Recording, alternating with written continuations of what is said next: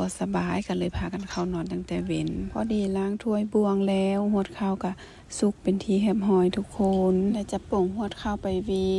แล้วก็อุ่นสาลีต่อเลยทุกคน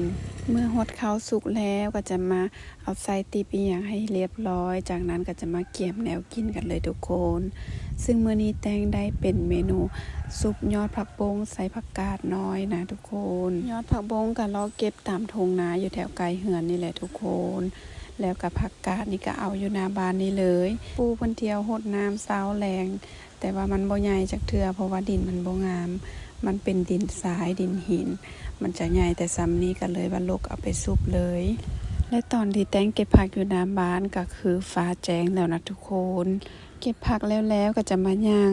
เบิ่งสวนหญ้าอยู่หน้าบ้านเด้อเพิ่นเฮ็ดสวนไว้